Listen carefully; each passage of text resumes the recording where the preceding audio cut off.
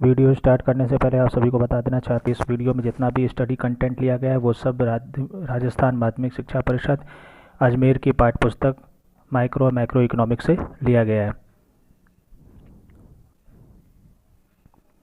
Welcome class 12 commerce, subject name economics, chapter number 1, chapter weight 4 marks, topic name है production possibility schedule या उत्पादन संभावना सूची। Let start. ये देखिए स्क्रीन पर एक स्लाइड पे उत्पादन संभावना सूची बनी हुई है। अब इस सूची का हम एक एक पॉइंट वाइज स्टडी करेंगे, समझेंगे कि ये सूची क्या है। तो शुरू करते हैं।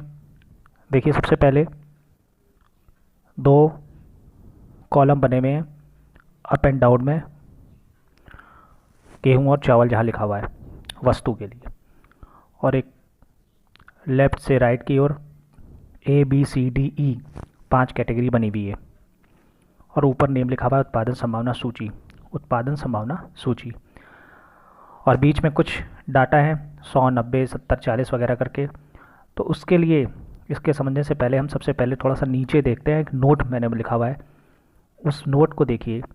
उसमें लिखा हुआ है दिए हुए संसाधनों और तकनीक के आधार पर दो वस्तुओं के उत्पादन की संभावना। दिए हुए संसाधन और तकनीक के आधार पर दो वस्तुओं के उत्पादन की संभावना। जहाँ अंडरलाइन की हुई है उसे भी ध्यान दें। संसाधन के नीचे अंडरलाइन की है, यानी दिए हुए जो भी संसाधन होंगे। तकनीक के नीचे अंडरलाइन दी हुई है। उसके बाद में दो की अंडरलाइन ली, यानी दो वस्तुओं की पॉसिबिलिटी हमको पता करनी है, संभावना पता करनी है। और उसके बाद में संभावना, यानी क्या प्रोबेबिलिटी है, क्या पॉसिबिलिटी है कि दो वस्तुएं अगर सेम संसाधन तकनीक के आधार पर बनाई जाए तो क्या क्या संभावना रह सकती है, हम उसे कितना कितना बना सकते हैं। ये मैंने इसलिए बोला है या इसलिए आपको बताने की कोशिश की है। मैं चाहता तो सीधे आपको प्रोडक्शन पॉसिबिलिटी कर्व यानी उत्पादन संभावना वक्र बता सकता था, लेकिन उत्पादन संभावना वक्र को समझने से पहले उत्पादन संभावना सूची को समझना बहुत ज़रूरी है, क्योंकि उत्पादन संभावना कर्व सिर्फ एक ग्राफिकल प्रेजेंटेशन है। जो ग्राफिकल प्रेजेंटेशन बनती उत्पादन संभावना सूची पे है। तो हम देखते हैं ये क्या है। तो देखिए जो मैंने इसमें संसाधन और तकनीक लिखी हुई है, संसाधन और तकनीक और वस्तु। तो हम देख लेते हैं क्या है। संसाधन के लिए नीचे देखिए लिखा हुआ है क्या किसी फसल को उगाने के लिए संसाधन हो सकते हैं। तो ऑब्वियसली आपको इतना तो ध्यान होगा कि एक खेत होना चाहिए और खेत में लेबर भी लगते हैं, पानी की भी ज़रूरत होती है सिंचाई वगैरह के लिए। और दूसरा वस्तु हमने लिखी हुई है, जहाँ अंडरलाइन की हुई है ना दो वस्तु। तो दो वस्तु हमने कौन सी ले ली और चावल ले लिए। तो दो अंडरलाइन की चीज़ें तो हमने नीचे देख ली। अब एक तीसरी लाइन और है जिसको अंडरलाइन किया हुआ है, जिसमें तकनीक। तो तकनीक हम मान लें ट्रैक्टर, ठीक है, और भी सिंचाई के जो भी मेथड्स होते हैं, वो ऊर्जा चाहिए ट्यूबवेल वगैरह को चलाने के लिए, तो बिजली और ट्यूबवेल वगैरह भी ले सकते हैं आप। सारी चीज़ें तकनीक में आ गई। तो हमने संसाधन, वस्तु, तकनीक। अब संसाधन तकनीक के आधार पे दो वस्तुओं में हम क्या क्या बना सकते हैं, इसकी हमें संभावना पता करनी है। तो ये संभावना सूची एक काल्पनिक आंकड़े, ऐसा ज़रूरी नहीं है, कुछ भी अप एंड डाउन हो सकता है, आप अपने हिसाब से भी इसको समझ सकते हैं, लेकिन सरल शब्दों में समझने के लिए हमने ये एक सूची बना रखी है। तो सबसे पहले देखिए गेहूँ और चावल दोनों वस्तुओं का साथ साथ अध्ययन करेंगे। उत्पादन संभावना सूची में पहली संभावना क्या है। पहली संभावना को ए से लिखा हुआ है, तो ये पहली, दूसरी, तीसरी, चौथी जो लिखा हुआ है, पांचवी लिखा हुआ है, इसका मतलब ये पहली संभावना, फिर दूसरी संभावना, तीसरी संभावना क्या हो सकती है, चौथी संभावना क्या हो सकती है, पांचवी संभावना क्या हो सकती है। तो पहली संभावना ए, दूसरी संभावना बी, तीसरी संभावना सी हो सकती है, चौथी संभावना डी हो सकती है, पांचवी संभावना ई हो सकती है। या संभावना ए, संभावना बी, संभावना सी, संभावना डी, संभावना ई, ये 5 प्रकार की संभावनाएं हो सकती हैं। आप और भी बना सकते हो डाटा को अपने हिसाब से थोड़ा बहुत एडजस्ट करके। तो पहली संभावना, यानी अगर हम एक खेत में श्रमिक लगाएं, जल का प्रयोग करें, सिंचाई के संसाधनों का प्रयोग करें, तो उसके बाद में हम 100 क्विंटल गेहूँ उत्पादित कर सकते हैं। सारे संसाधन हम एक ही जगह लगा दें, एक ही फसल में लगा दें, सब कुछ हम गेहूं के लिए लगा दें, तो हम 100 कुंटल गेहूं उत्पादित कर सकते हैं। तो फिर चावल का उत्पादन क्या होगा? जीरो हो जाएगा। अब आप कहेंगे जीरो कैसे हो जाएगा? भाई सिंपल सी बात है, अपने सारे संसाधन, सारी तकनीकें, सारे मजदूर, सारा श्रम बल, जल, सिंचाई के साधन, सब कुछ एक फसल में अगर लगा दिए तो दूसरी वस्तु का उत्पादन क्या होगा? नील, जीरो। और पहली वस्तु कितनी हो जाएगी? 100 कुंटल। 100 कुंटल का मतलब ये फुल, पूरी के पूरे संसाधन हमने लगा लिए, तो मैक्सिमम कितना बन सकता है? 100 कुंटल गेहूँ बन सकता है। तो जब मैक्सिमम 100 कुंटल गेहूँ बनेगा तो चावल कितना बनेगा? जीरो। तो पहली संभावना क्या हो सकती है कि फुल चावल यानी वीट, फुल गेहूँ यानी वीट और 0 कुंटल राइस यानी चावल। तो पहली संभावना 100 और 0 की। अब आते हैं दूसरी संभावना क्या है। तो देखिए ए से बी में हम जाएंगे, तो हमने क्या किया? संसाधन और तकनीक को थोड़ा कम यूज़ किया और थोड़ा यूज़ हमने उसी संसाधन और तकनीक का, उसी श्रम का कर लिया चावल में।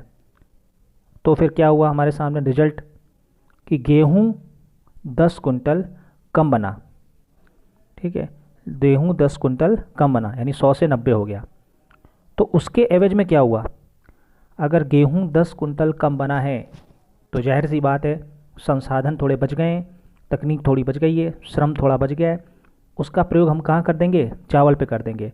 तो जैसे ही हमने गेहूँ 10 कुंटल कम उत्पादित किया, वैसे ही हमारा चावल का उत्पादन थोड़ा सा बढ़ गया।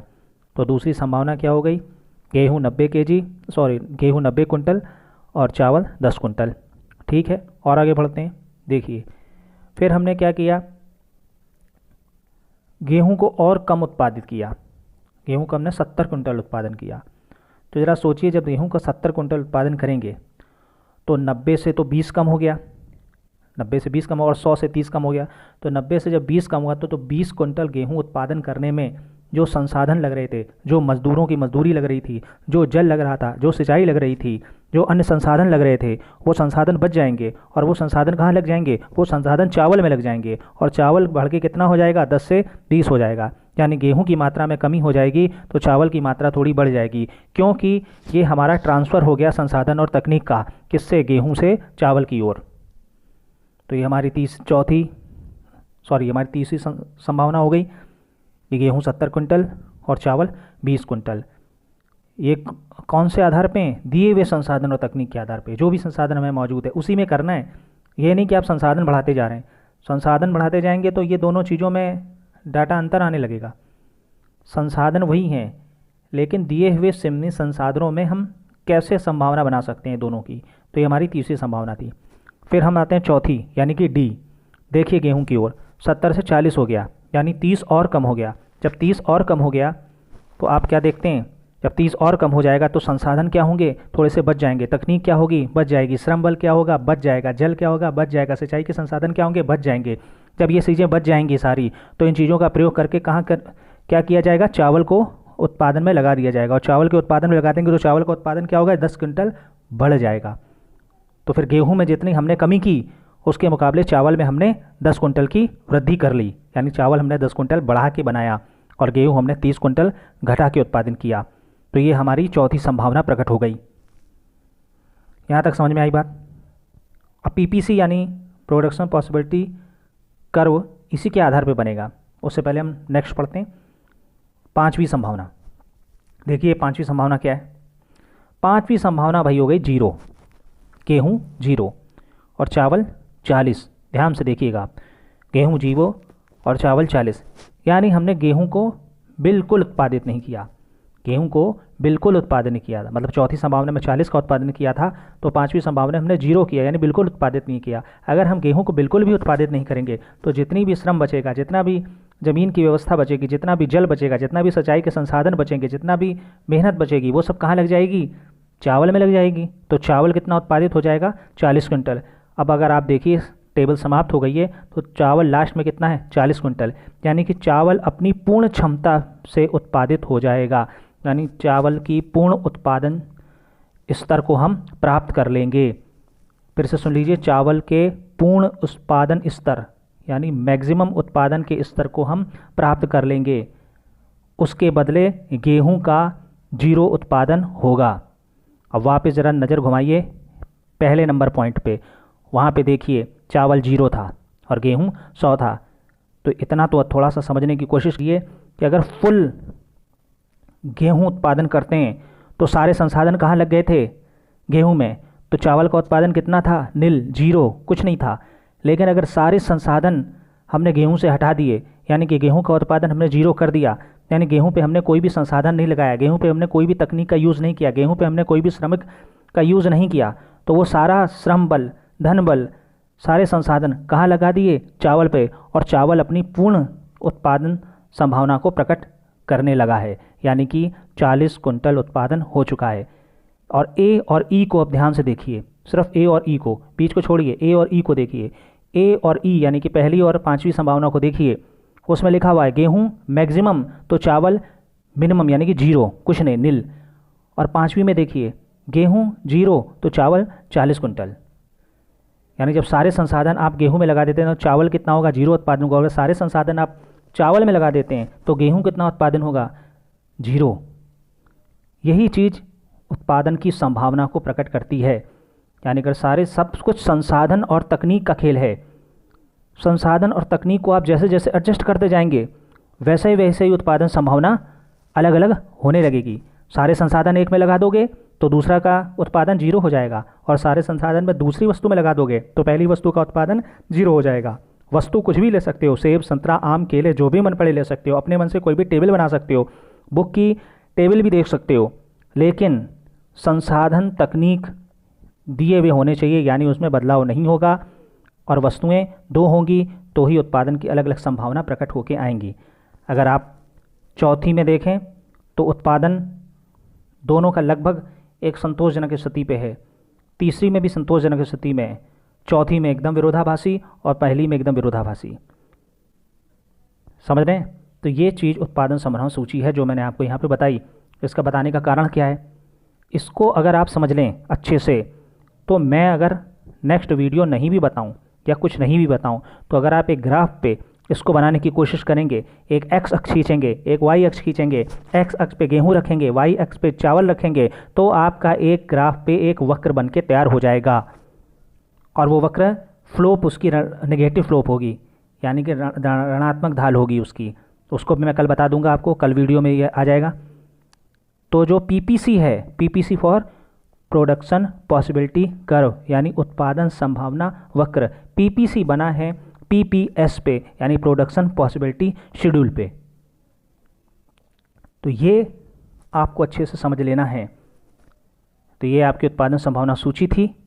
आई होप आपको काफ़ी समझ में आया होगा, और आप अपने हिसाब से एक ऐसी की ऐसी ही टेबल जिसमें आप कोई भी वस्तु, सेब, संतरा, बिस्कुट, कुछ भी आप ले सकते हैं, 2 वस्तुएं, और इस तरह के टेबल बना करके समझ सकते हैं। लेकिन आपको इतना ज़रूर ध्यान रखना होगा कि अगर सारे संसाधन पहली स्थिति में लगा दोगे, पहली वस्तु में लगा दोगे, तो दूसरी वस्तु का उत्पादन 0 हो जाएगा, और अगर सारे संसाधन दूसरी वस्तु में लगा दोगे तो पहली वस्तु का उत्पादन 0 हो जाएगा। और दूसरी चीज़ नोटेबल ये है कि संसाधन दोनों में सेम रहेंगे।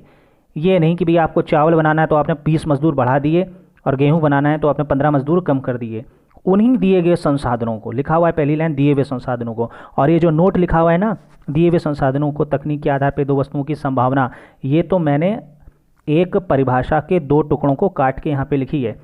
अगर हम यहाँ पर संभावना बताने वाला वक्र उत्पादन संभावना वक्र कहलाता है, ये साथ में मैंने छोड़ दिया अगली वीडियो के लिए। जो नोट लिखा हुआ है, नोट में लिखा हुआ है दिए हुए संसाधनों और तकनीक के आधार पर 2 वस्तुओं के उत्पादन की संभावना, संभावना के आगे आप ध्यान से सुने, संभावना बताने वाला वक्र, संभावना बताने वाला वक्र उत्पादन संभावना वक्र, यानी कि पीपीसी, यानी कि प्रोडक्शन पॉसिबिलिटी कर्व कहलाता है। यही इसकी एक परिभाषा है जो मैंने आपको बताई। इस बात को आप समझ गए होंगे।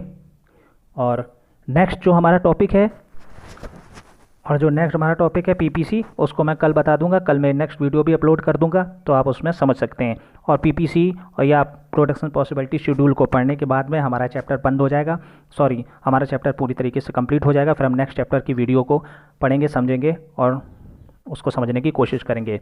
और होमवर्क आपका ये है कि उत्पादन संभावना सूची को आपको अपनी तरफ से एक बनाना है और उसको समझने की कोशिश करनी है। और जो भी चीज़ नहीं समझ में आए आप कमेंट्स करके या व्हाट्सएप में पूछ सकते हैं और मेरे से पर्सनली भी पूछ सकते हैं। Thanks for watching.